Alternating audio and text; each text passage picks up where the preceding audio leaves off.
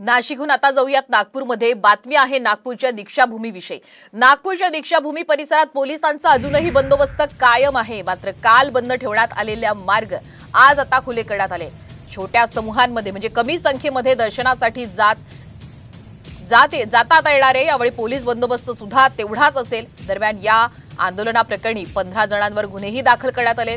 यामध्ये वंचितचे शहराध्यक्ष रवी शेंडे यांच्यावर सुद्धा गुन्हा दाखल करण्यात आलेला आहे। तर दीक्षाभूमी परिसरामध्ये तगडा पोलीस बंदोबस्त यावेळी तैनात झाल्याचं आपण पाहू शकतो। साम टीव्हीवर याची ही एक्सक्लुझिव्ह ही दृश्य आहेत। याच परिसरात असलेल्या कुर्वेज मॉडेल शाळेला सुद्धा आता सुट्टी देण्यात आलेली आहे।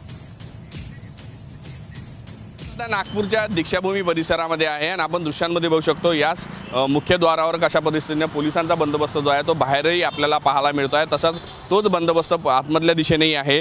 आज खरं तर या दोन्ही रस्त्यावर काल जे बंद ठेवण्यात आले होते ते आज खुले करण्यात आले, त्यामुळे आपल्याला वाहतूक जी आहे ती पाहायला मिळते। मात्र दीक्षाभूमीच्या गेटच्या आजूबाजूने असो की पुढच्या भागात असो मोठ्या प्रमाणात जो आहे पोलीस बंदोबस्त इथं पाहायला मिळतो आहे। पोलिसांनी खरं तर या ठिकाणी एक प्रकारे आपली छावणीचं स्वरूप जे आहे ते इथे आलेलं पाहायला मिळत आहे। कालच्या तुलनेत जरी पोलीस आज कमी असले तरी जे आहे सगळं लक्ष ठेवून आहे की कुठलाही अनुचित प्रकार घडू नये। गुन्हे सुद्धा दाखल झालेले आहे आणि पोलीस आपल्याला इथे पाहायला मिळते आहे की इथे ठिकठिकाणी पोलीस बंदोबस्त लावलेला आहे। दीक्षाभूमी आतमध्ये परिसरामध्ये जर कोणाला दर्शनासाठी जायचं असेल तर ते सुद्धा आज खुलं करण्यात आलं आहे। मात्र हे करत असताना आतमध्ये सुद्धा मोठ्या प्रमाणात पोलिसांचा जो आहे तो बंदोबस्त आहे आणि या सगळ्यामध्ये कुठलाही अनुचित प्रकार घडून यासाठी जी खबरदारी घेणे अपेक्षित आहे किंवा पोलिसांचा बंदोबस्त आहे त्या सगळ्या अनुषंगाने पोलीस आणि जे आहे प्रशासन जे आहे ते खबरदारी घेताना दिसून येत आहे। व्हिडिओ जर्नलिस्ट सौरभ बोलेसह पराग डोबळे, साम टीव्ही न्यूज, नागपूर।